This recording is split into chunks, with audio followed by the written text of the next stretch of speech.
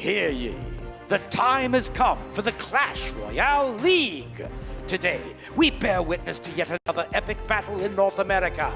Frost, Eddie, and the 100 Thieves aim to pick the pocket of Counter Logic Gaming, led by rising star Geo and fan favorite Backstab X. Let the battle begin! Hello and welcome back to Clash Royale League. I'm Rich Slayton, joined by Inverum, aka Paul Toddkill, to talk you through day 2 of CRL action in North America. It's North America once again, featuring organizations I'm sure you all know and love, orgs like Cloud9 and TSM. All 8 teams will play each other twice. The 4 with the best records will go on to the playoffs, and the winner of that will represent the region at the World Finals. And of course, you can follow all the action right here on the Clash Royale League Esports YouTube channel, so be sure to hit that subscribe button. And for 2 teams, it all starts today. In one corner, 100 Thieves. Across from them, Counter Logic Gaming, aka CLG. 100 Thieves, an org we have to talk about here, bringing some amazing up-and-coming players. I'm really looking out for Eddie here. He is an absolute monster. I think he's chronically underrated. And across from them, CLG, a team that views themselves as one of the favorites. Oh yeah, CLG bringing in some names that of course you know. Backstab X, Geo, these guys are pros. I cannot wait to see what they can do. And now we're going to go to Christy St. John, who's standing by with Matt Haig. You might know him as Nadeshot, founder of 100 Thieves. Hey, what's up, guys? I'm Christy, also known as the girl who does the interviews. You actually ran with it. I love it. I like it. I'm here with Matt, owner of 100 Thieves. Can you tell me a little bit about your roster? Just a great group of young, charismatic guys that are excited to show what they've been practicing and show that they can be one of the best teams in North America. I think they are, and I think they're one of the best teams here. Well, we'll see today, right? Do you have any fighting words for today? Absolutely. I think for some of these guys, it might be their first time playing on stage, so just calm, cool, and collected. Play like you're at home. I mean, they've practiced many, many hours and many weeks and many months, and so this is the moment that they've been preparing for. They just got to go out and play and have some fun. A lot of nerves. You nervous? I'm not as nervous. I'm confident in our group, and they've got some good heads on their shoulders, and I think they'll be fine. They'll be fine. I'm sure. I'm excited. Me too. Let's get some absolute game plan going. Back to you guys. Thanks, Christy. Our next match is just minutes away, but for a moment, let's take a look at the match format you'll see today. Of course, starting off with the match format, we have to talk about our banned cards. Each team is able to ban a card which will not be available in those potentially three games, of course, that will update for every single set. We start off with the 2v2, the new format here, moving on to 1v1. It's always fun, the bread and butter of competitive Clash Royale. And then after that, we go to King of the Hill if we need the deciding tiebreaker match. And just moments away from the action, let's take a look inside the war rooms as the teams are setting their lineups. 2v2 is all about communication, and like if you don't communicate, you can have the best decks in the world and you can even counter your opponent, but if you don't have good communication skills like with your teammate, then you can't do anything. Absolutely. If you mess up on a spell, just forget about it. Yeah, just move on to the next right. spell. And this is another thing that I see a lot of teams do is like if their teammate makes a mistake, like they start like, you know, the other guy gets upset and it's like, are you serious? When you have to move on. You can't get stuck on it. At the end of the day, it's like what happens, and you just got to move past it. It's one of the best decks that we know with 2v2. It might be the best deck anybody's ever put together. Geo, we've been practicing Laddie's deck, the one that he gave us. It's one of the best decks that we know for 2v2. We're going to run it against them. We know their bans. They banned Tornado. Yes. So we just got to be ready. We know we expected this. We have the right mindset. I think you guys are loose. You ready this morning? Let's put it in. CLG out there, all right, guys? 1, 2, 3. CLG! We've heard them both behind closed doors, but now it's time to come out and play. 100T and CLG, send your 2v2 combatants into the arena! Our players making their way to the podiums, but hold on one second, something different happening. Fusion. Ha! Yeah. Let's get it, man. Let's get it. We had a fusion. It looks like Pure Sun and Frost have become Pure Frost. Oh my, they've reached the next power level. CLG definitely has an uphill battle to deal with that right now. Both of these players coming in feeling so confident. Of course, our Combine standout there, Frost as well as Pure Sun. got to watch for these guys now, especially they become one. CLG across from them, of course, Geo and Backstab X. Geo, of course, the Italian phenom with veteran Backstab X, the first NA Open champion. I mean, these are guys you have to respect. This is going to be an interesting matchup. We see the two veterans going up against the young guns, and of course, with these interesting ban cards. Whoa, look at these ban cards. Tornado, we've seen a bunch, but making a first appearance on the ban list for this 2v2 set, the Giant Skeleton. Giant Skeleton coming out. Now, this is an interesting card to ban because, of course, we've seen it have a definite uptick of use in 2v2 here in the CRL. One of the reasons we might be looking to see that card banned is because on the bridge, when all the units are coming over, it gets clogged up. When that bomb drops, one of the single biggest nukes in the game, you have a lot of those like 4 and 5 cost cards coming across the bridge. You can get crazy elixir value off that. And we are seconds away from starting 2v2 here between Counter Logic Gaming and 100 Thieves. Here we go, the first of a potential 3 games in the 2v2 set. And remember, the person to win, the team to win 2 sets wins the match. Oh yeah, this is going to be a crazy series here. Both of these teams feeling exceptionally confident going into this. CLG going into this saying, look, we're just going to play our game. We are going to execute our strategies. But 100 Thieves has an interesting strategy of their own here, the way these two players interact. And already we're seeing a lot of golem pushing going on. Golem in the back from both sides with a Prince behind the golem for the red team. And on the blue side, we have the Night Witch and a cannon card. Seeing, the Night Wish here getting quite a lot of value. The way those bats function, you're going to get cleaned up by the Golem as well. But interesting. Now, that Lightning coming in, a card we've seen a lot of here in 2v2, not really finding a home in 1v1. We're seeing a lot of cards that are functioning that way. You mentioned the Giant Skeleton ban. Look at what's happening both for 100 Thieves and Geo. We're doing these big Golem pushes, and behind them a lot of those 3, 4, and 5 cost cards. Speaking of some solid pushes here, look at the tower now for 100 Thieves. It is getting just whittled down.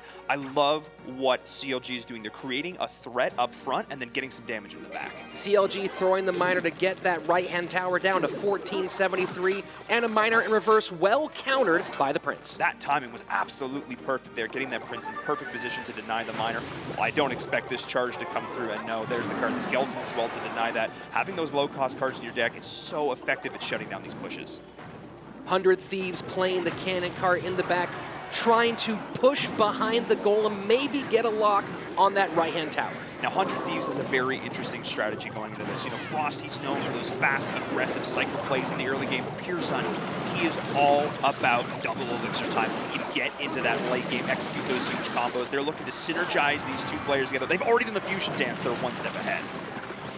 Notice Poison not banned, making plenty of appearances on the board. 100 Thieves using it really well so far to try to stop CLG in the back, but they are still behind as we move into double elixir time. We also had that Inferno Tower come down. Another card we're seeing here utilized in 2v2. We'll see how effective that's going to be.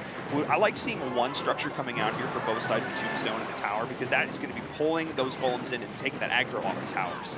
Great job distracting the Inferno Dragon with the Musketeer, doing almost nothing to the Golem, but now getting distracted by the Cannon Cart and the Inferno Tower. This is absolutely huge here, but still the Poison is taking away the Miner in the back as well. Look at how low this tower is getting the Miner. One more swing, that's gonna be it. The Prince there as well. What a beautiful push from CLG. The defense looked like it was holding strong for 100 Thieves, but they just couldn't quite find it. 10 seconds left. Is there gonna be answer? Now down to 5, probably not. It looks like CLG is going to tie up, seal the victory in this first game of our 2v2 set. They're gonna tie it up indeed, put a bow on that win, and take us into our second game here. CLG, they only need to win one more game in this set to take it here, but look at this push and look at this Poison. It is getting so much value. The Poison mixed with a big spell drop, so much stuff happening there on the side of 100 Thieves as CLG pushes deep into their territory, taking the first game. So it's interesting here to see how these two teams interacted here. Both opted for more of a traditional beatdown style with the Golem,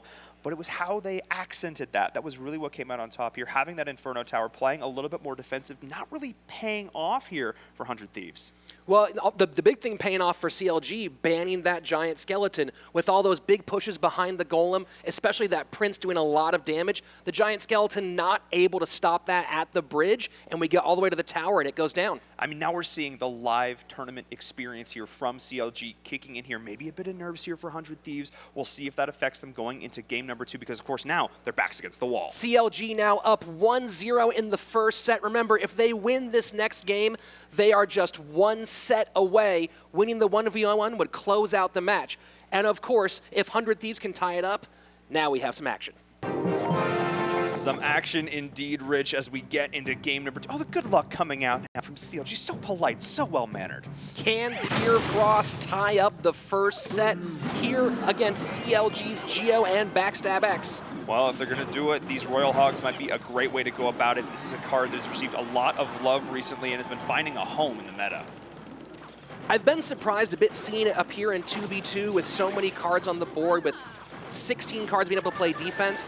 Kind of surprising it's getting all the way to the tower, but there we go, 400 damage on the left-hand side. Great zap to deny the bats there as well. That Prince getting so much value pushing forward that Golem, getting that damage there onto the Inferno Tower, but a really nice cleanup so far from 100 Thieves. And we've seen the Royal Hogs traditionally being used in sort of just split pressure, just constantly keeping that up, bridge spam element to this deck here. But now we see a pretty strong push coming on the right-hand side. They're looking for this Inferno Dragon. If it can find a lock on a tower, like we're seeing right now, that 1 or 2 more seconds, that would have been some serious damage. Just a second or two in that first phase, not too much, but now in our second game, 100 Thieves out to an early lead. This is exactly what they want to look for there. They want to get the early chip damage combined with the strong late game double elixir push. But this early game chip damage is slowly going to wear away here at CLG. CLG found a big opening in that last game, but not really finding too much success here at the start of game 2. Great play with the Night Witch behind the Golem. Those bats used to distract the Inferno Dragon, but the poison doing its job and getting them off the board. Still a couple hits from that Golem before the Inferno Dragon can take him down. 2 big hits. The right hand of the Golem is there. The mini Golems as well. Down to almost under 1,000 with the Flying Machine. Wow, what a solid push from 100 Thieves. It's not overly aggressive. It's nothing crazy. It's just solid, well-executed pushes. Looks like 100 Thieves in some ways taking advantage now themselves of that giant skeleton band, putting a few more mid-level cards on the board behind their giant, behind their Golem. Behind their Golem, yeah, it's so smart. Having that strong, that tank unit here to soak up all that initial damage, and already we're seeing some adjustments made from 100 Thieves. They're once again dropping down this Inferno Tower. How they play the weave of offense and defense here, I think, is super crucial. With the double Prince now coming in from CLG, this is the push they're looking for, and there's the lightning. Look at that max placement of the Inferno Tower, pulling the Golem as far as it possibly can across the board. Yeah, and now the cannon card is coming in here as well. Not quite able to activate it early enough to distract those Golems. So this Golem is going to get a lot of damage here onto the tower, especially with that poison. Again, Rich, you talked about it. There's a reason we see this card banned so often in 2v2 because it gets so much value.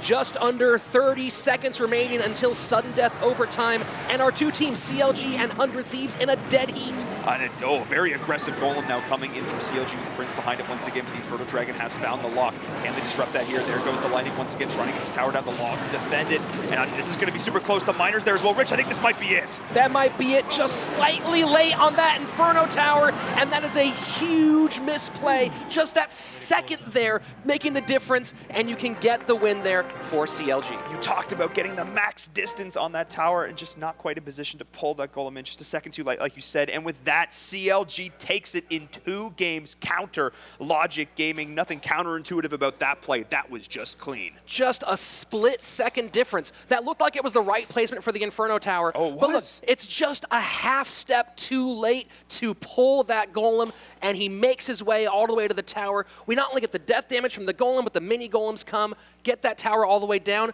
and CLG ties it all on with a bow and takes the first set of this match. Who's ready for a 1v1 showdown? Ooh, I am! Skills and Eddie, enter the arena and lay it all on the line! Set number 2, the 1v1 about to start. Remember, CLG took the 2v2, so now they are just 2 games away from sealing up this match. But of course, the person who's going to look to shut that down, 100 Thieves, it's Eddie. Talking to that team, they say he's one of the most underrated players, but Skills, another potentially underrated player here coming in, though he's got definitely some tournament accolades in his back pocket. And for the 1v1 set, we have a new collection of ban cards that will be active for all potentially 3 games here in 1v1. We have the Valkyrie for Skills, Eddie banning the Royal Hogs. This is a super interesting series of bans because traditionally the Valkyrie is used to help counter the Royal Hog. So you're saying like the Royal Hog ban is like almost a counter ban here? talking about the next level mind games here in CRL. Huge stuff. You look at that Valkyrie ban. Yeah, you might ban that expecting that you're going to play Royal Hogs, and then here they come down the lane. They're done. They're out. So we have just a little bit of time remaining before this 1v1 match. I'm not sure what to expect anymore. Was Skills planning on playing that Royal Hog deck? I mean, we'll see. I mean, his face isn't giving too much away here. I just think it's so interesting looking at that last match. You know, it just comes down to it, this high level of play, perfect positioning, because it was perfect positioning on that tower. It just takes 1 split second here to decide who's going to come out on top of these games. No Royal Hogs, but we might see Hogs themselves or the Hog Rider, because Eddie, a very well-known Hog Cycle player. And we are off for this 1v1 matchup. Skills on the top of your screen, the King's Cup top 20 player and RPL Season 5 North American champion. Wow, what a series of opening moves. Normally, players wait to let that elixir build up. Nah, Eddie's already launching it out there, but the Mega Knight instantly here to shut that down. And we do have, nice defense coming out there so far from Eddie, not able to get the leap off on that Mega Knight. Eddie showing a pretty traditional, at least newer version of the log bait deck. Looking at the deck right now, I expect that maybe there might be a rocket somewhere in there when it's very often paired now in the current meta with that bandit play, which could be really valuable against the Mega Knight and the Inferno Dragon if he gets too close to your tower. We have to watch this Inferno Dragon here. It's starting to come in and actually going to get shut down fairly well here. This Princess play. Now, Princess, such a high skill cap card. Your positioning on this troop is so crucial here.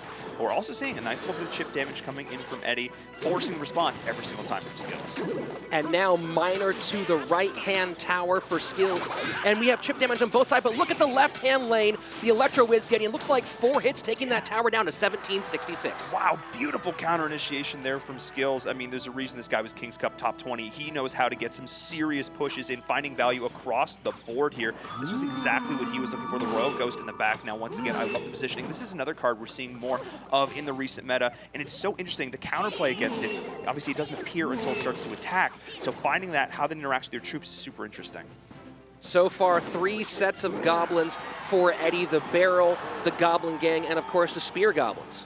Those cheap troops coming in, cycling now. We know he likes those fast cycle decks, and we're seeing it here, having answers in his back pocket. But of course, things like Zap, very good at shutting that down. Well, what's nice about that with the Inferno Dragon is having so many cheap troops does make it so he's not really freaked out about that card coming across the board, because he knows he'll always have a way to distract him. He will, and speaking of distractions, the Mega Knight is there. Not so much a distraction, more just like purely shutting down. Rascal's there as we are maybe potentially going to see the lead. No, there is the Goblin Gang instantly here, but with the minions, this is a huge push on the right-hand side. A massive bomb on the right-hand side. The Mega Knight taking the right tower down to under 1,000, now down to 606, supported by the minions, and the right tower is down. Good game already being called. I'm pretty sure they know this is already over, going in onto the King Tower here, and that's going to be it. Eddie saying, I've conceded here in this game, but that is going to be all she wrote. GG CLG coming out swinging in game number 1. Eddie playing a really standard, well-known, well-practiced log bait deck, but Skills coming through and getting so much damage from the Mega Knight. Here is the jump. Could not take it down, didn't get a distraction card in place in time. You see the Rascals come down again just a second too late, and that's the difference. 1 second, 1/2 a second can change an entire match. All of these players are so good that you cannot wait. It is these moments. It is literally moment to moment.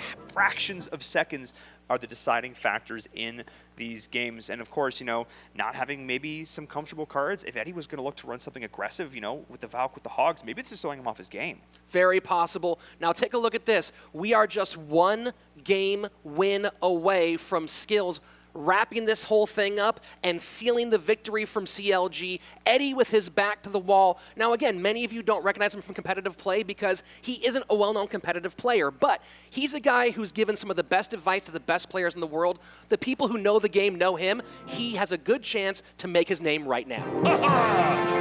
As we get into game number 2, CLG only needs to take this and they will take the entire match. 2-0 in these sets.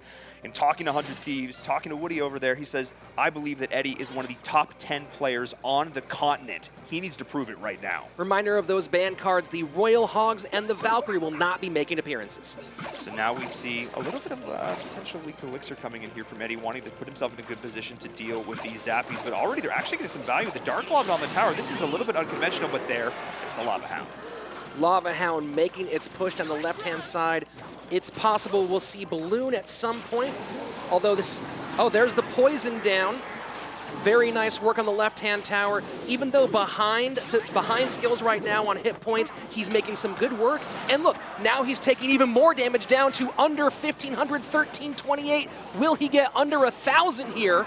What an insane push, but here comes the counter push of Skills, and what does Eddie have to deal with? The Barbarians there. The Ram is going to fall, but the Bandit with the Zappies in the back, they're going to clean this up with these. The Dark Goblin as well. Oh my, what looked like an amazing push for Eddie is now coming back to bite him. Without Valkyrie, those Barbarians do have a lot more use in play because the Valkyrie can rip right through them, not on the board. Now they make a much better defensive maneuver. Both of these players doing incredible damage with this opening foray, putting this push together. Eddie, of course, banning those Royal Hogs, so he definitely knew what he wanted to play in this matchup. And now, are we going to potentially see the final combo here for his season? Both the, oh, there's the P.E.K.K.A coming up, but we still have one more card here in the back pocket of Eddie.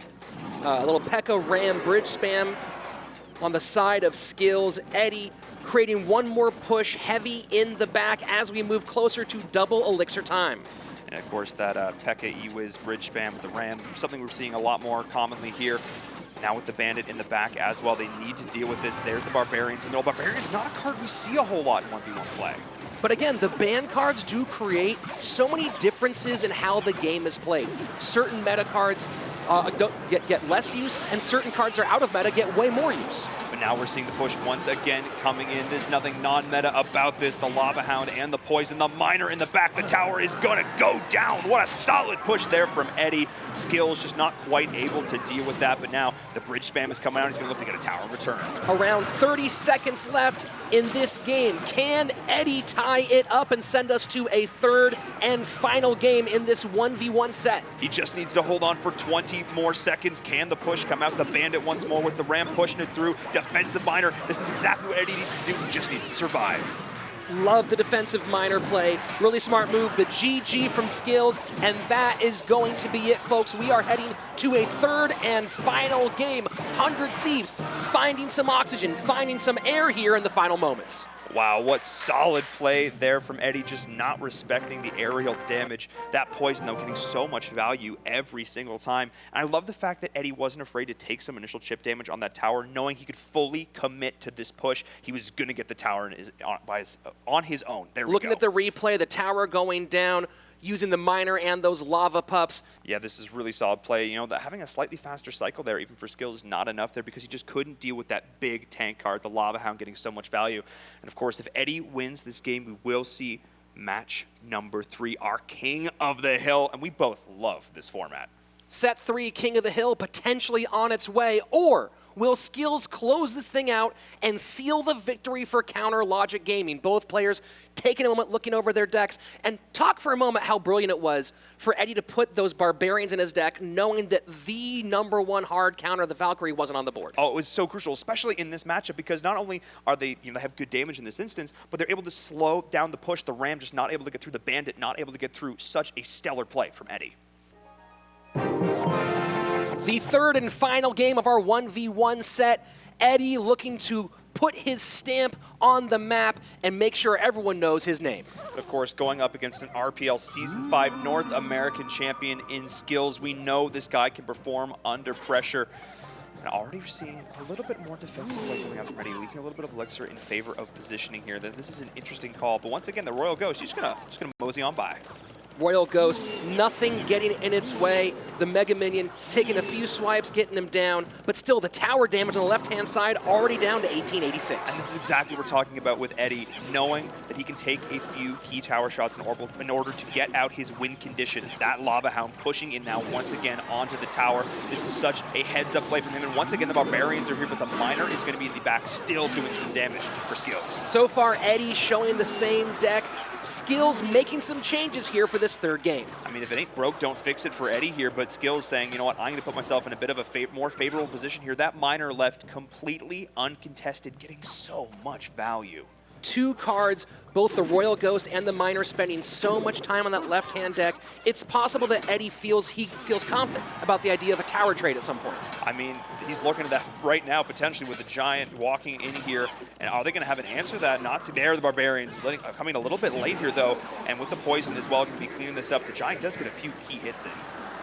Chipping down that left-hand side, the tower now down to 608 on Eddie's left hand. Yeah, using this Royal Ghost to clean up those Barbarians. I mean, if it talks about just pure skill cycle alone, that poison is going to get so much value here. Skills has put himself in a very favorable position. Eddie needs to come up with another amazing push like we saw in game number 1. Yeah, he's just going to sack this tower. You know, it can be a smart play. Save up that elixir. Don't worry about defending a tower that you know is going down. Make the trade and prepare for the other lane. I mean, it's a very mature play here from Eddie, just showing that he can stay calm under pressure. Because, like, habitually, like, you don't want to give up the tower, like, in your gut. You're like, no, this doesn't feel right. But he knows where his win condition lies. He knows if he can get another amazing push out, once again, he can be in a good spot here. And once again, with the Lava Hound on the tower, and a second Lava Hound coming down as well, he's just going to keep up this pressure. Let's go back to moments ago. You'll notice the right-hand tower of Eddie down to 1722. A brilliant cannon cart played by Skills in the right-hand lane, not allowing him to get behind that push, but Eddie makes up for it, and now we are even going into the last 30 seconds of regulation. He's going for the 3 crown. He's got the poison himself as well. The Hound is there, so it looks like potentially a base race situation right here, and this is absolutely huge. Look how low this King Tower is getting. You know, they're not going to overcommit to this. They realize how even they are right now. Neither one wants to drop this because, of course, if CLG wins this, they will take this 2-0. Eddie needs to fight here. He needs to hold on, but look at the pressure coming in from Skills. Skills spamming that Giant at the bridge, but Eddie making great use of those Barbarians once again. Barbarians, MVP of this so far, 100%, not having the Valkyrie to deal with it. What a heads-up choice here in this And deck. now he is all over the tower, down under 900, 700. Poison, Lava Hound doing work on the right-hand side. Eddie is just a few hit points away of sending this thing into our third and final set. Will it be enough? They're going in here. The tower is getting so low, trying to defend as well. 111 HP. The pup's not there. One more. The Miner is there in the back. Can they get it? No. Beautiful positioning on the Nightwish. Somehow holding on, but there's the poison. That is going to be it. GG going to set number 300 Thieves holding on. When Woody says to pay attention to a player, you better listen, because look at that. Zowie! Last time I saw a tower go down that fast, it was when the Queen hung curtains from the pantry, but it was an architecture problem, really. That was fantastic. And here we go, the tower falling for Eddie as he puts the victory down for 100 Thieves, sending us to King of the Hill. If you didn't know Eddie's name before, you know it now, taking down one of the best players in the game in skills. Oh man, what a fantastic set right there. Identifying your win condition, executing on it, knowing exactly, when you think about it, you talk about resources in the game, we talk about elixir, but you know, you look at those HP bars and those towers, those are resources as much as anything else.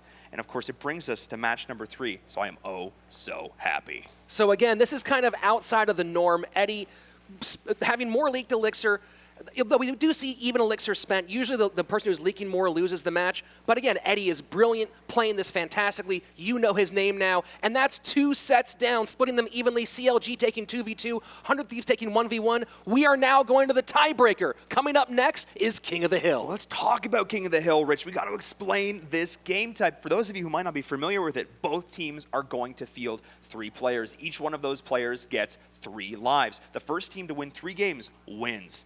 So as we say here, you know, 3 wins, you're in, 3 strikes, you're out. Remember, we're going to have new ban cards, but right now, let's go inside the war room to hear them plan who they'll send up for those 3 players to represent their teams. All right, guys, it's time for set 3. We prepared for this, and the roster's going to be me, and then Skills, and last but not least, the Clutch God Geo. Let's do this. Let's get this W. CLG win. Remain calm, all right, guys. Let's go. After the first match, like during going into it, I was like, nah. But then he countered me, like hard countered me on that. You just gotta settle in, man. Just get into the game, settle in. We just needed that first win. Now we got that confidence. Now Yeah, exactly. Hey, you guys ripped off the Band-Aid with the first game, and now you guys are right back in it. So I believe. I'm a believer now after seeing that. Let's go. The time has come to answer the age-old question. Who is King of the Hill? Well, buckle your seatbelt. We're about to find out. 100 Thieves and Counter Logic. Send your first combatants into battle! It's time for King of the Hill to settle the score here between Counter Logic Gaming and 100 Thieves. Both of these teams trying to secure the 3 wins they need here. And these are going to be the lineups they think can make it happen. Starting us off now, PT-105 going up against Backstab X. PT-105, you didn't see him in 2v2 and 1v1, coming off the bench right now to start it off, hoping to get his team an opening victory. That's really what they're looking for here, because if you can secure that first win, secure that momentum, that's absolutely massive. But Rich, let's talk about the ban cards here as well, because you need to see what these teams are eliminating, and it's actually a repeat of the 1v1. Very interesting. Really interesting here, especially with 100 Thieves putting Eddie as their anchor. We saw how well he took advantage of Valkyrie being off the board. Will he even have a chance to do it again? We'll find out here with the opening match, opening game of King of the Hill. Our third match here, the winner of this will take it all. They will go up here in election to take the whole series. What am I even saying? As already the Lava Hound making its way across the field. PT Lava Hound in the back right corner, setting up an early push, and the Zappies on the opposite side with a Bandit who might get a tower charge, well distracted by the Tombstone. Beautiful Tombstone positioning here. The Inferno Dragon following up on the right side now with the Lava Hound. The Dark Goblin will start to shred through that, but it still will be a moment here. There will be some damage locked in here, but that is a beautiful positioning there as well. Just denying that ramp. That is going to go down. I mean, the Inferno Dragon is going to make short work of it here, but better that than the tower. But the Inferno Dragon now getting a tower lock, forcing the fireball out, but still taking it down to 1643. That was a lot more Elixir than Backstab wanted to commit to that. Now sitting a little bit behind both an Elixir and tower HP. This is a good spot right now for PT-105, coming off the bench in a big way. PT-105 playing like Backstab X insulted one of his 7 younger sisters. That is not a position you want to be in. I would not want to be on the receiving end of that ire, as now we see the P.E.K.K.A coming down once again. Good defense here with that Tombstone. P.E.K.K.A is going to be marching towards it, but he will need to deal with that card at some point. The bridge spam coming through on the left-hand side for Backstab X, but on the right-hand tower, now down under 1,000. Lava Hound just taking chips out of that tower, almost down, looking like it could get under 500. Wow, what a beautiful push there, and simultaneous defense from PT-105. That Tombstone positioning was absolutely massive with the guards in the back. That P.E.K.K.A got almost no value. He is min-maxing like a pro right now. Why was this guy on the bench? He's playing like a starter right now, and that's probably why they had him leading off here for King of the Hill. Oh yeah, keeping that sleeper player in the back right now, looking like an absolute beast. His cycle is on point right now, but once again, the P.E.K.K.A is coming in here trying to trade out the Tombstone once again. Can PT-105 make a repeat of that glorious defense? Supported with those Zappies, and now the Bandit. A little distraction from the Royal Guards, but the Bandit almost getting the lock. Will we see a hit on the tower? And yes, we do. P.E.K.K.A not quite going to. No, he gets a hit. Wow, the push on the left-hand side is absolutely massive. The Zappy shutting down the Inferno Dragon there. That was huge, and the Bandit to support them as well. That was massive. The Ram now once again on the left. What looked like a one-sided game for PT-105 has turned so quickly with a beautiful attack from Backstab X. Backstab X getting the right-hand tower down to 756 as we are 10 seconds away from our overtime. Oh boy, can the Bandit connect there? Now once again the Tombstone is there to redirect the aggro, but the Fireball is here. But the Fireball in return coming out, and that is going to be it within lethal range. 100 Thieves taking game number 1. PT-105, you didn't see him beforehand, but those of you who followed the Combine might remember his standout play, and that's why he's here today. And he brought his fancy good luck shoes as well. I feel like that was probably a big factor here. Oh yeah, hopefully we can see those shoes. They might have been the reason why he won the match, or possibly it's his great play, and here we see the end. Fireball gets back into cycle, and there's nothing you can do about that. That's all she wrote. At 161, the 2-on-1 damage will put it away, and that's the first victory for 100 Thieves. Now what's amazing about the King of the Hill format is that theoretically one player can sweep an entire roster. Next up against PT-105 is going to be Skills, who we just saw in the 1v1. Remember, Skills is one of the better players in the competitive formats, the North America champion at RPL Season 5, and of course, great performance at the King's Cup. Oh yeah, this guy has consistently put up great numbers, and his team needs him to do that right now. They need to take this win here. They need to even it up 1-1 in this set, because of course, it's best of 3 games, takes it all, takes the entire match.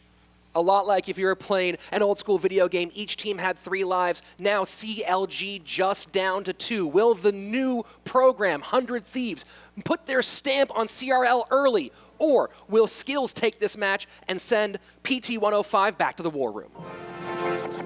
We're going to find out here with game number 2. PT-105 looking so strong in that game number 1. But that was backs, I don't want to say up against the wall, but the pressure is certainly on because Skills has a reputation as being a bit of a dominant player. Let's put it that way. Both players holding on for a minute, not wanting to make the first move, but then it's Skills with the Mega Minion in the back. We're seeing the Knight coming out here as well, just making his way casually across here. Nothing too crazy in terms of overcommittal here.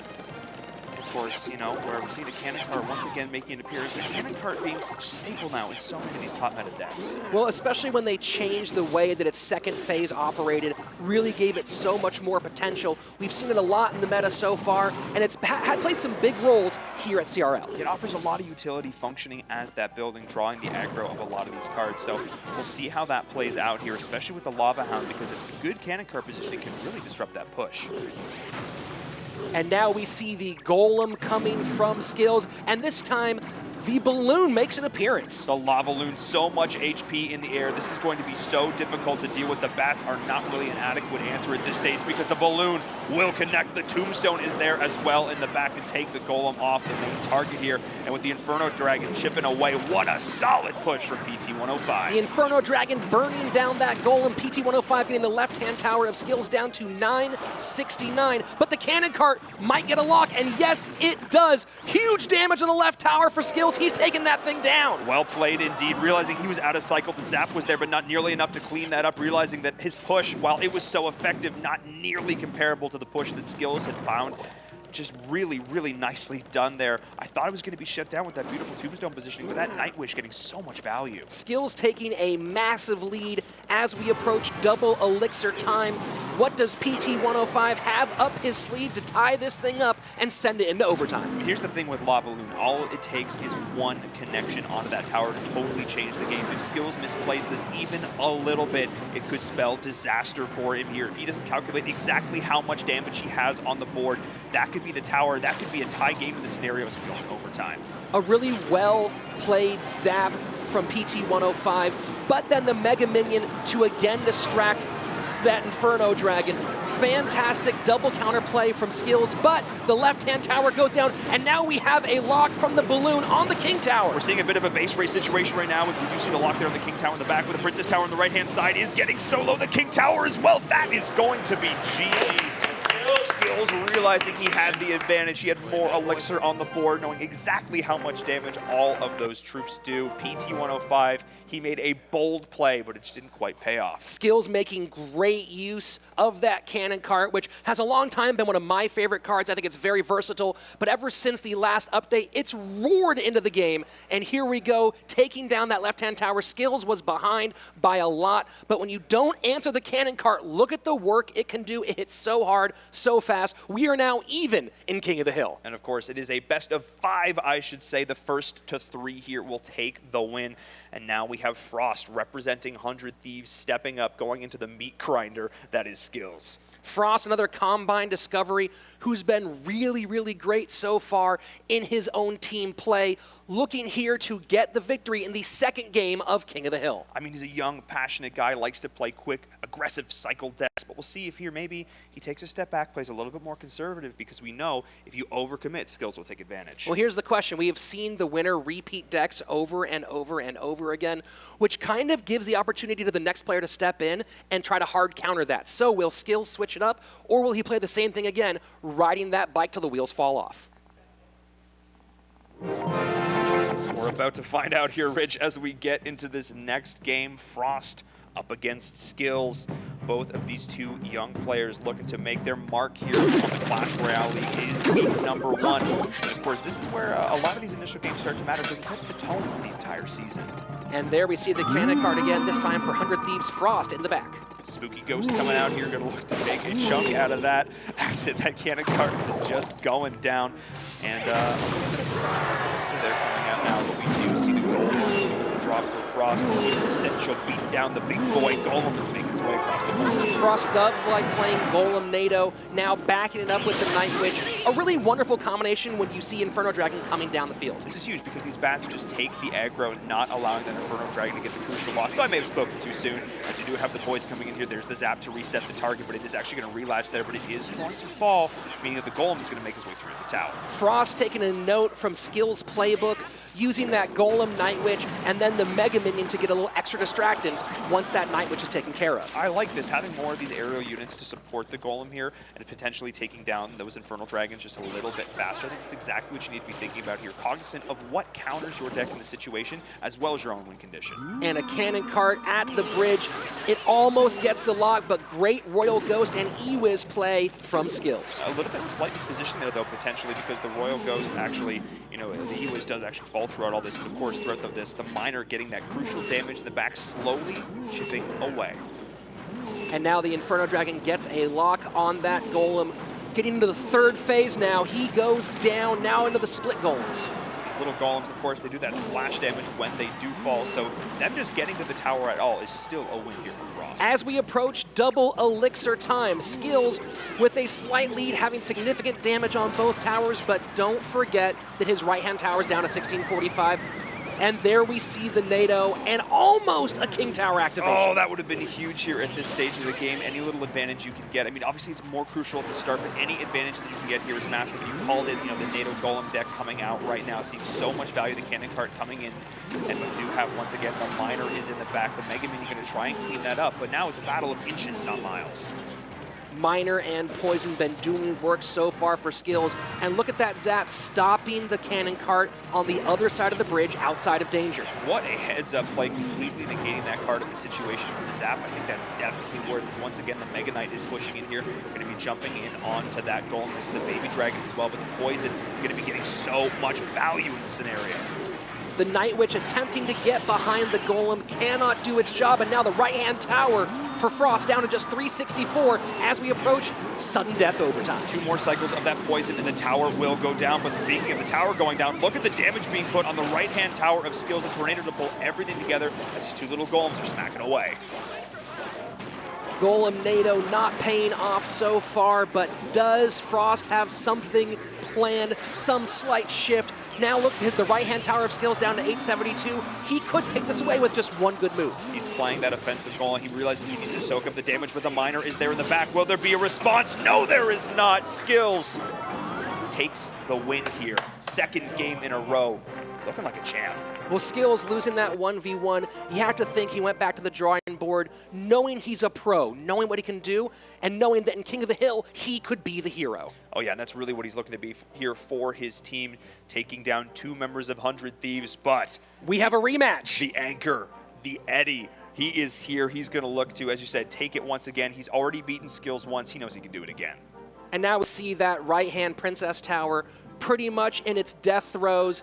Skills making short work of it. That is it. And now we set up the rematch from the 1v1, Skills versus Eddie. It was a fantastic set between the two of them. Eddie came out on top. Will that happen again here in King of the Hill? Can Eddie be the hero and run through the final 2 players for CLG? I mean, it's the same 2 banned cards, so we could potentially see the same scenario coming in here. We saw the great adaptation that Eddie made with having the Valkyrie removed, using those Barbarians. Is that something he feels comfortable playing again in functionally a best of 1 against Skills, or will he switch it up? You have to imagine that Skills is going to make some changes as well and not give Eddie the chance to kind of predict what he's doing. We are just 8 seconds away from getting this match underway. It is King of the Hill, 100 Thieves on their back foot. Can Eddie be the hero? He is the anchor for this team for a reason. You know, they're considering him one of the biggest underdogs this entire tournament, one of the biggest sleeper players, I should say, the dark horse of this competition, and now playing a very different deck than we saw. Eddie throwing the Furnace on the board. A nice way to clog up that left-hand lane early and make Skills think about what's next. And of course, you know, having that poison there, the perfect positioning, taking down those fire spirits. You're not really going to get a lot of initial chip damage here on the left-hand side. And the mini P.E.K.K.A. here as well, but the Cannon Cart, we have to talk about this card. It has had such a high impact in every single game. Poison Cannon Cart from Skills, possibly expecting a Golem deck coming this way very soon. Having that quintessential beatdown, we've seen it here in a lot of games so far. It's an archetype that a lot of these players are very comfortable with. We're seeing the Golem here once again. For both players having that strong frontliner and able to just build that crucial push behind it with the Nightwish here as well. The Mega Minions, this is classic, this is tried and true.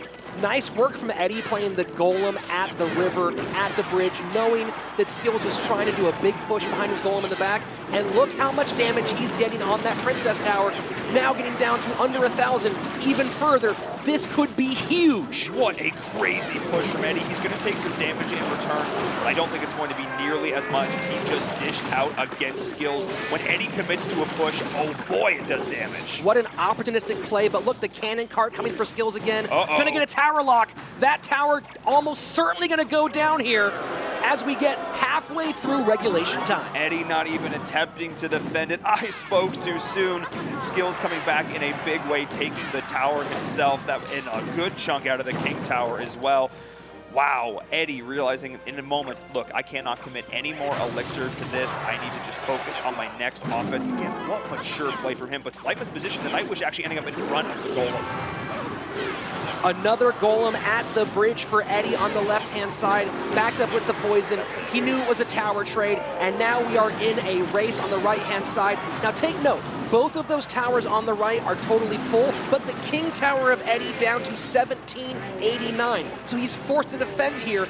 Can he mount an offense when he's stuck here on his back foot? Skills looks like he's going to commit to the 3 crown here, going in, trying to find this crucial lethal damage onto the tower. A really solid defense, though, from Eddie in this position. The King Tower is just chunking those down, and now he's going to mount a counter push of his own, keeping it up in the same lane, wanting to make sure, because if he goes into the other side of the Princess Tower, he leaves himself exposed. And here's the real danger for Eddie right now. Most of this match will take place in the open left-hand side, protecting that King Tower, but there is that Cannon Cart, and Skills can always find a moment to sneak in on the right-hand side. At the moment, playing it behind his King Tower for a defensive position, but I would not be surprised to see one down the right-hand lane, taking advantage of the fight in the left-hand side. Both of these players are good enough at knowing where the opponent is in their cycle, of counting elixir, of knowing where they stack up against their opponents, that if there is an opening to drop that aggressive split push Cannon Cart, they are going to find it and they are going to exploit it. Cannon Cart does not get across the bridge on this side. The Golem splits, but now a Cannon Cart behind the split Golems, and the mini P.E.K.K.A. stopping him in his tracks. The mini P.E.K.K.A., the glass cannon ripping through the Cannon Cart here in this situation, but still some more damage has been done. An interesting situation we find ourselves in right now, as both players are committing to this 3 crown, but neither one wants to overcommit in this situation. But I may have spoken soon as we see aggressive both of them down. Pulling him across, using that Furnace, very smart play, putting that Golem under pressure from both towers. This is absolutely huge. The Furnace here getting value not only from the Spire Spirits, but also from simply just eating the value of that Golem, pulling him in, not getting any additional chip damage here. But look at the push built behind this. If Skills wins right here, this whole thing is over. He is moments away. The Cannon Cart gets a lock. That is probably, the log pushes him out of range. 188, nope, that is it. Skills takes the victory. Eddie putting up a fantastic performance, but just not enough to win the rematch. CLG! Ta-da indeed, King. Ta-da indeed. CLG coming out here. Skills, he fell in the 1v1, but his redemption was found in King of the Hill. This is exactly how CLG wanted to start their season, and it all comes back from amazing counter pushes like this. And here's that moment where the Cannon Cart gets across. If you can't distract it or stop it at the bridge, it can make such quick work of your tower, and that was the big moment that put Eddie on the defensive for the rest of the match and made him play from behind. That was really the situation where it just goes to show one tiny miscalculation, and that was all Eddie's play. His play was about making those risky calculations. Can I take this tower? I might lose one in return, but I know I have the overall advantage, and in this case, it cost him because he didn't end up coming out on top there, obviously, not really figuring out the perfect moment there to get that goal in place. Yeah, man. It really just cost him that situation. Eddie showing all of his talents off, but skills, living up to his name and sealing the victory, giving Counter Logic Gaming their first win here at Clash Royale League. But you know what? I really want to hear what these players are thinking. I really want to get some more insight. So let's actually head over to an interview with Skills from CLG to hear more about that match. Thank you so much, guys. Oh my gosh, that was amazing. How'd it feel? It felt great to get the sweep. I was kind of nervous after the first loss and the 1v1. Kind of felt like I let my team down, but they kept supporting me, and I came back stronger than ever. Absolutely. And going back to that 1v1, that first match, you had a 3-crown win, but what was his deck? What were you thinking he was thinking? So he was trying to run some kind of log bait deck, but the Valk ban really messed him up because he had like no mini tank, so my Ghost and my Mega Knight just like ran all over him. There's not much he could do. Absolutely. What went through your mind when you banned the Valk? The Valk is the most popular troop in the game, and it's very versatile, so if you ban the Valk, it either weakens a lot of decks or like takes a lot of them out completely, so it really messes people's game up. Absolutely. So final quick question. You have 5 Z's at the end of your name. Why 5? Not really sure. I mean, it's like came from a Clash of Clans account I had when I was like 12 years old, and that's kind of like carried over. Great. So decisions when we were 12 really killed it. Back to you guys. Thanks, Christy. CLG taking the win over 100 Thieves. Let's take a look at the North American standings. 3 teams so far have found victory here in the CRL North America. 3, unfortunately, have fallen. But of course, we have to look at this top 4. The top 4 so important here. And 2 of those teams on their way trying to get in the victory column after suffering tough defeats. Up next, Immortals versus Tribe Gaming. Well, this second match on this most epic of days is perhaps even more epic than the first. This one should be good. Immortals and Tribe Gaming are both still on the hunt for their first CRL win. Only one can emerge victorious, though. Well, let's get it on! It's time for our second matchup today in the North American region of Clash Royale League. 2 teams both searching for their first victory, Immortals and Tribe Gaming. Immortals had a rough first game, unfortunately falling in a pretty convincing fashion, unfortunately. But you know, with members like Aw Crap and the God RF, these players, they've got what it takes. Across from them, Tribe Gaming with J Monty, Oxlet, and B-Rad. Oxlet, the winner of CCJS North America, taking number 1 with not 1, but 2 clean sweep victories over the great C. McHugh. When you have players like that on your roster, you kind of have to look at this on paper. Maybe Tribe's the favorite here, but you know what? I know these young Immortals guys, they're going to want to take them down a peg. We'll find out in a few minutes, but first, let's go to Christy St. John, who's staying by with orange juice. It's orange juice. First question, how often do people say that to you? Oh, if you meet me the first time, you have to say it at least once. I'd say every day. That makes sense. Getting into Clash, can you tell me some popular decks that we can expect to see in the league here?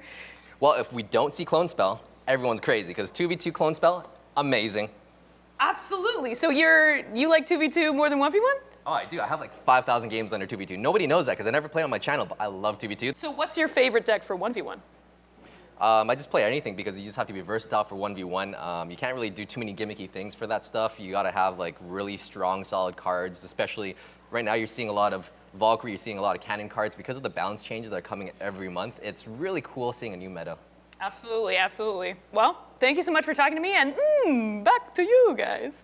Thanks, Christy. Before we get to today's match, let's review how things are going to go down.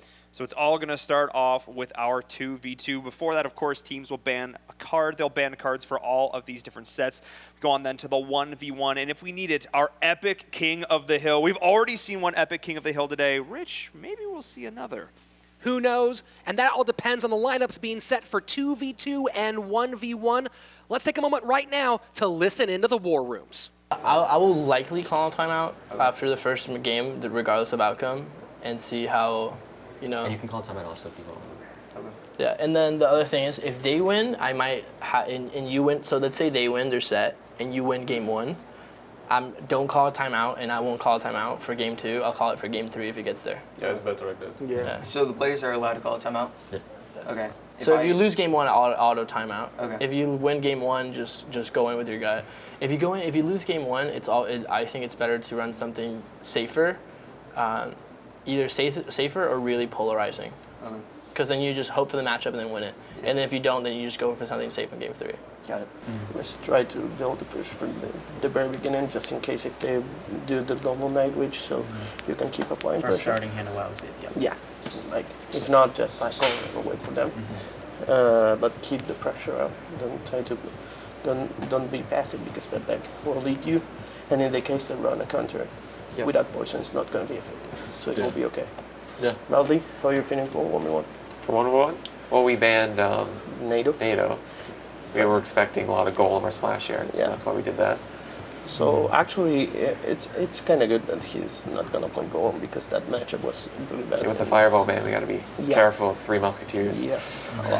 The teams have whispered in back rooms, but the time has come to release their battle cry. 2v2 combatants, make your way into the arena! Here we see the 2v2 teams for Tribe and Immortals very tense in the war room. I mean, of course, both of these teams are coming off of losses, and that's definitely going to impact how they perform here. When we look at Immortals, a couple new faces here in the 2v2 slot, whereas Tribe, keeping it the same, the tried and true roster, they did perform well. It was such a close set against Complexity. Close set, and B-Rad, of course, won his 1v1 matchup. Probably a big reason why they kept that lineup the same. And here we see the ban cards, traditional stuff for 2v2, the Poison and the Tornado. If I was going to say there was a meta developing so far in 2v2, I would say the Poison and the Tornado are certainly a big part of that. But it's definitely interesting to look at the two different schools of thought here. Immortals had a tough loss. They decided to change everything, totally switching around the way they're doing it, bringing in, oh yeah, as well here, moving Royal to the 2v2. However, Tribe is saying, look, we feel confident in the decisions that we made. We're going to stick it out with this set. Poison and Tornado off the board for all potentially 3 matches of this 2v2 matchup. On one side, Oxlet and J Monty, both standouts at CCGS. On the other side, oh yeah, and Royal, 2 guys from the top of the ladder. Royal making multiple top 10 appearances. It's about to go down. This match is about to be underway. Getting into game number 1, the 2v2 is live. Tribe Gaming, Immortals, both of these teams looking to put a W up in their cards. As we do see the big beatdown coming out, the cannon cart pushing along that golem, but we are seeing a return of the Giant Skeleton. Giant Skeleton you saw banned in our first match today. Here, again, making a great defensive possibility. If you can stop that push at the bridge, you can take out so many mid-level troops at once. Oh yeah, that big bomb when it drops 957 damage raining down on your foes. A beautiful fireball as well. That Inferno Dragon left completely uncontested. A really solid defense for Tribe. Fireball also stopping the cannon cart at the bridge, not letting it get across into that danger zone. Oxlet and J Monty now organizing, potentially, there we go, the golem push followed by the Night Witch. It's all about the back and forth here, realizing when you have a lead in terms of Elixir and finding that counter initiation. When you see the graveyard going down here, the P.E.K.K.A. is going to be shredding through the golem with the help of the cannon cart, but these skeletons, they have to be dealt with. Here's something we've seen a lot so far in 2v2, the golem tanking for that graveyard, again with 16 cards in your team's hand. So many different options. Now make note, the Magic Archer on the left-hand side.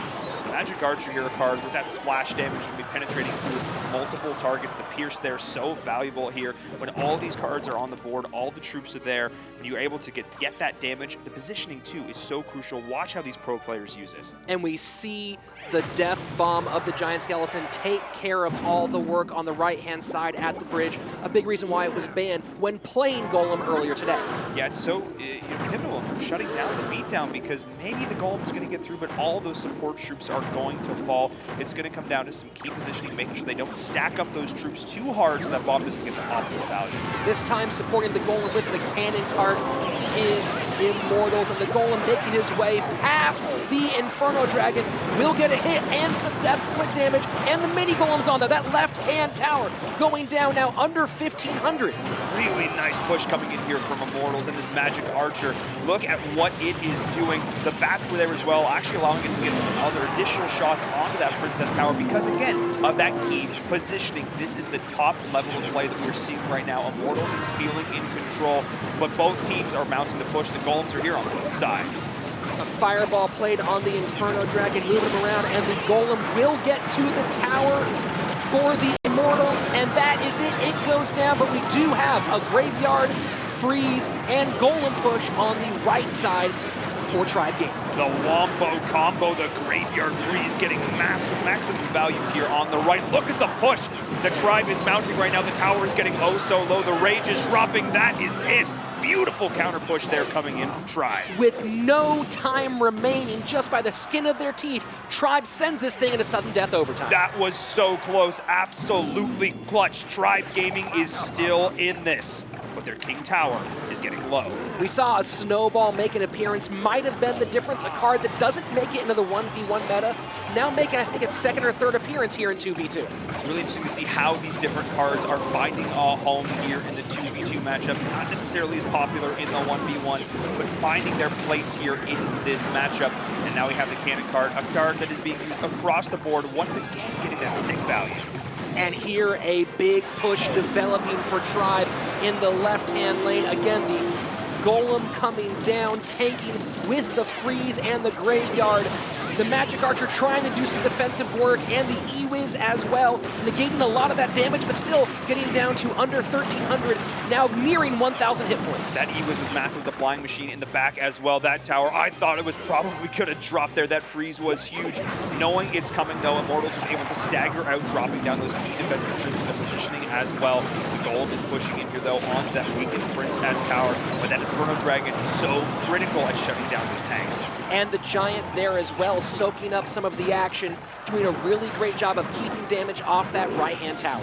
The Giant Skeleton now pushing in for the Zappies. We have to talk about this. The additional elements of control here that Immortals is adding to this, I think, is huge. Having cards like the Zappy, like the E-Wiz, are doing such a good job of just throwing off the timing with Tribe, even just a little bit, and that makes a huge difference in this matchup. Fireball Log sticks that cannon cart behind the river, and once again we see another Graveyard push.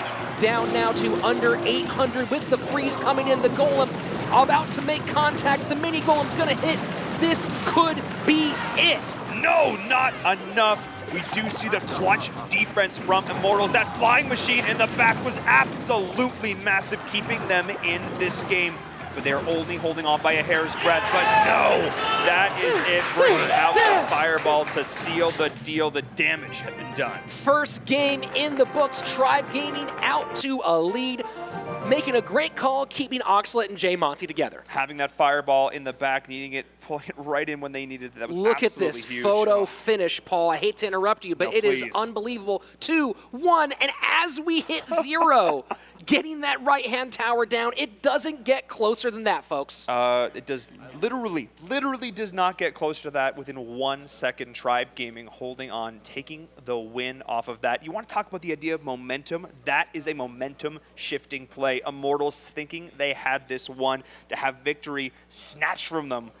That's got to feel bad. It can be so brutal. And you know, at that moment, when we got into that left lane battle after the 2 first towers were down, that even though they were still playing the same game and you saw a King Tower lead for Immortals, you did also have the Princess Tower lead for Tribe. And in that moment, when you're talking about that much XP, I think it was over 2,000 on the King Tower for Tribe versus about 1,000 in the left-hand lane for Immortals. You're playing with a unstacked deck for Immortals in that context, and Tribe took advantage. Can they continue to push their advantage here, though, Rich? That is going to be the question. Tribe now coming in with confidence up against the younger players on Immortals. They need to not go on tilt there. They need to stay composed if they have any chance in this match. Game number 2 underway here for the first set. Tribe out to that early lead.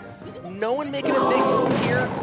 Just a little Log and Ice Spirit for cycle and chip damage, taking the HP, not XP, down to that right-hand tower. There you go. I mean, there's a lot of experience to be gained by watching these players here. But yes, the HP, yeah, a little bit of back and forth here, that initial chip. I like that, though. What a sick play from Tribe. Not overcommitting. Again, just 2 seconds for cards. We'll just wait, we'll relax, we'll respond, and we'll come out with the play that we want to make. Golems for both teams now, although the difference being that Giant Skeleton versus the P.E.K.K.A. Giant Skeleton is going to get a lot of value after it dies. P.E.K.K.A every single swing is going to spell potential disaster here. Watch how fast it goes down. The Golem actually pushing him out of range there. Sure out of range of that big bomb. That might actually be crucial for the Flying Machine. The Flying Machine is so pivotal. Really smart play there for Immortals, backing up that Golem push with the Cannon Cart and the Magic Archer, keeping enough distance, knowing there'd be still troops on the board at the bridge, so they didn't get caught by the Giant Skeleton's Death Bomb. That was absolutely huge. I mean, knowing how to play around that Giant Skeleton is going to be the hallmark here. It's going to be what's absolutely needed for Immortals. The Giant Skeleton, a card we saw banned earlier today, and I think this is for good reason. We saw the use of it here with Tribe, and I think this is definitely something a lot of teams will have to consider in 2v2. Immortal, though, making a nice adjustment, but still down behind as we get closer to double elixir time. 19:07 left on their right-hand tower, 23:06 for Tribe. 1907, a great year for towers, I have heard, as the red team is pushing in now. Tribe with another solid push. The freeze is there once again. The fireball, the wombo combo. The tower is getting oh so low. How do you deal with this if you are Immortals? Their own push getting absolutely destroyed, and the right-hand tower getting so low. But the Archer in the back staying alive. Now going to make good work of some of these troops, clearing those bats off the P.E.K.K.A so we can push forward, maybe get the Cannon Cart into a good position. There's just no answer on the freeze. The freeze is just doing so much work. You need to respond. You need to play the troops down. The second you do that, you leave yourself exposed. Positioning here has to be absolutely perfect for Immortals. If they continue to get caught in that, if they continue to get caught in splash with the bombs like this and those freezes, they will not come out on top of your Tribe. Fully in control.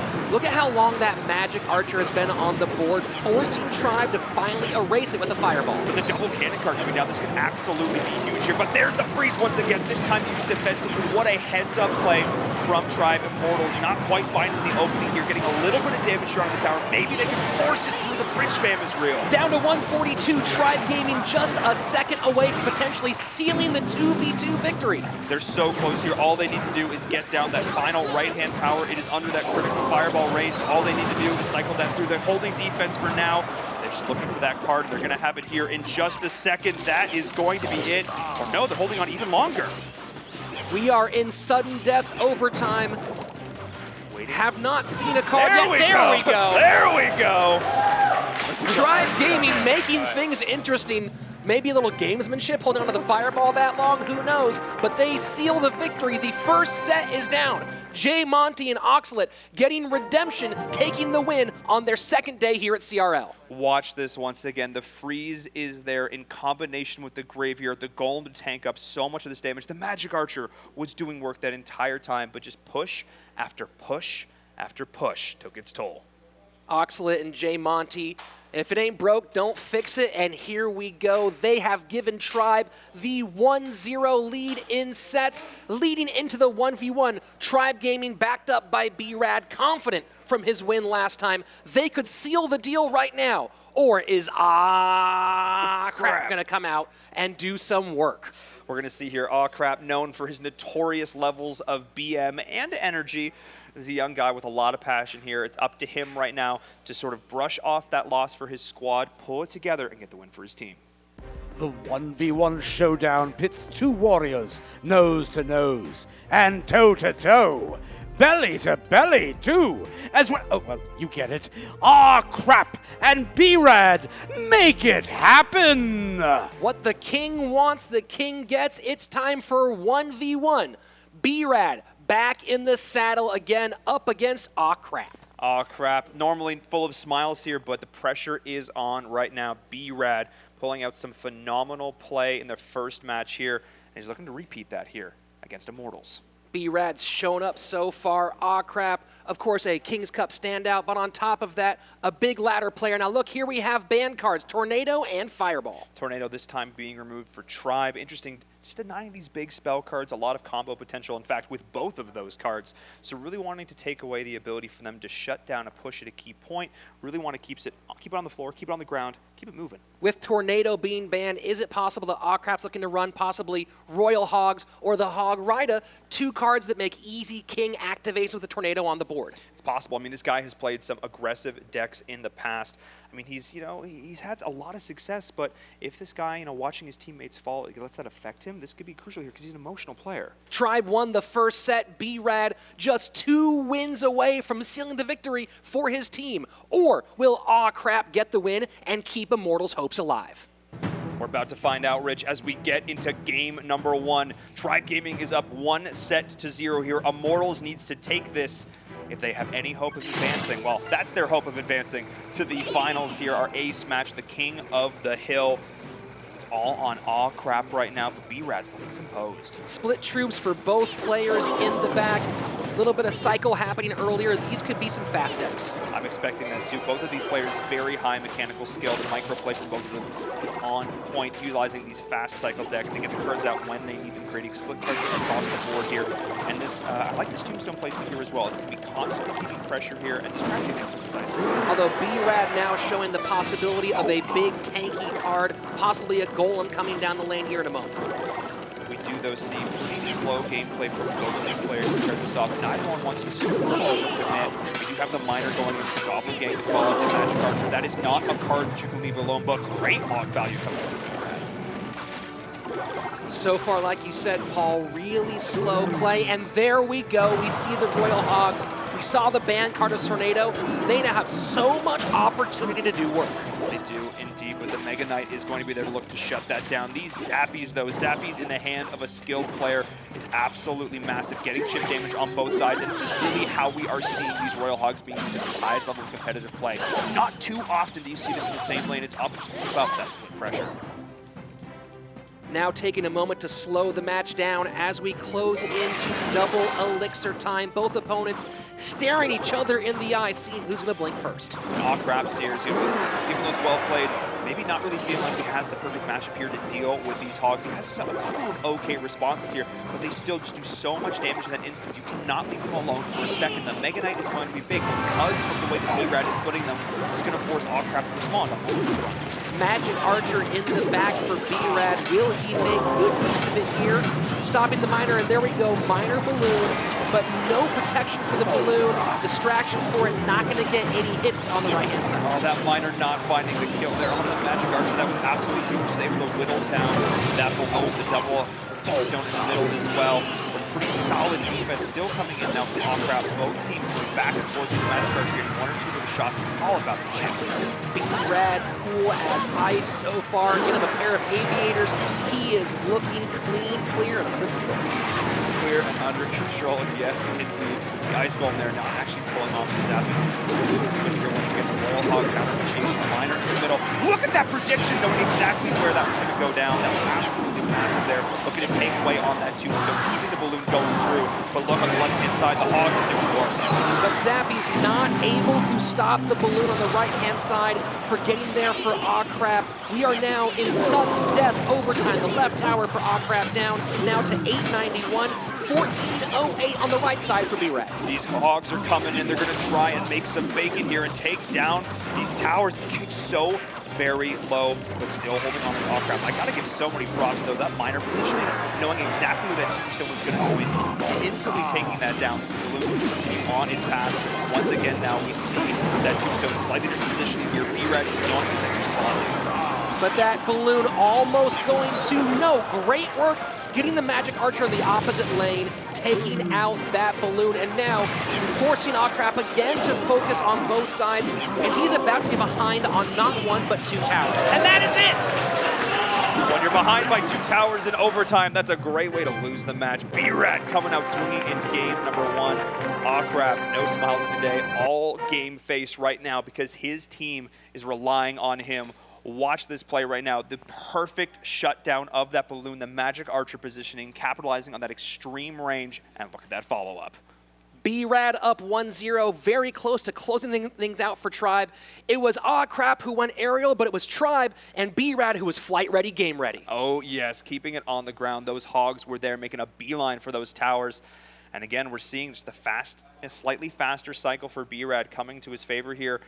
you know, it's interesting. Crap spending more elixir but not getting as much value out of it. Just goes to show that in this situation, how you play these cards, where you position the small, fine details, the micro play, especially in a matchup like this, makes all the difference. So again, to remind you, B-Rad just one game away from being the superhero and putting Tribe in the win column, and it's all up to Crap. Can he keep Immortals from falling behind 0-2 overall in the standings? They do not want to get swept here. That's not a position they want to be in. That's not how they want to start out their season. I know Trainer Luis and the other folks over at Immortals are putting so much work into this squad. They have the potential to make this happen, but Tribe is just looking dominant. Here we are just 20 seconds away from fate being decided. Now the big question, does B-Rad go back to the same deck? Those Royal Hogs, so valuable. Again, by taking Tornado out of the game, opens up so many opportunities. We're about to find out, Rich, as we get into game number 2, or is he going to mix things up? That is going to be the question here. Crap, not really having an answer here. We'll see if he's got something up his sleeve. I think he needs to switch things up. Now we see the Tombstone again from B-Rad and the Poison put on the pump, taking away that extra elixir. Potentially seeing a 3 Musketeers coming out now from Crap. Really change of pace here for him as well. We're seeing the Ram, so it might be, okay, interesting. So we might see another classic deck here. We're seeing coming in the Ram, keeping up that pressure, slight elements of bridge spam here as well. Getting the zappies from the back is B-Rad. Everything stopping that Ram, which probably was more of a cycle card at that point. Yeah, exactly. Just trying to make sure he was in a good position to get through this here. How these players cycle out these cards, maximizing their elixir value, that is really what separates the players like this from, you know, guys like you and me who sit here on the deck just talking about it. Well, there's the 3M. You called it right, Paul. In the back, split the 2 on the left-hand side. B-Rad dropping the Valkyrie, making quick work of those cards. The Valkyrie, so prevalent in the meta right now. She received some love in the recent update, and for good reason. Like, she was sitting in an okay spot. Now she's looking absolutely brutal. There's a reason we see this card banned so much. Now, is B-Rad potentially waiting for the Hogs? That Valkyrie, was that a reason why you put it in there? He, knowing the Tornado's off the board, could Royal Hogs be coming down the pipe? Valkyrie's such a versatile card, too. We're seeing it in a lot of different decks. We're seeing it here, obviously. But you called it, Rich. There are the Hogs. Once again, knowing that Crap is not really going to have a ton of elixir to deal with that. Having just dropped the pump, he's going to get pressure on both sides. Look at how much damage these towers are taking combined. What a push for B-Rad. Those split Hogs really doing damage. So many people playing in their own challenges and ladders, throwing them down one side, but we're seeing how much value they can get when you split them in the middle. Just able to hop the river, get on there in an instant. You really have to be able to deal with that quickly. You not only have to have the cards, have the positioning, have the mindset, but you also have to have the foresight of saying, what is going to follow up with these Hogs? Where do I really need to commit resources, especially when you see them play like this? B-Rad not worried about that pump, and we see the reason why. Now we see the full 4 Hog force down the right-hand side, taking that tower to under 500 when we have that poison. It's interesting here because the pump has been sitting uncontested this entire time. But B-Rad doesn't care. He is still playing his own game right now. He realizes that he's ahead enough overall. He doesn't have to worry about the tempo that pump is going to be offering on Crap. 30 seconds remain.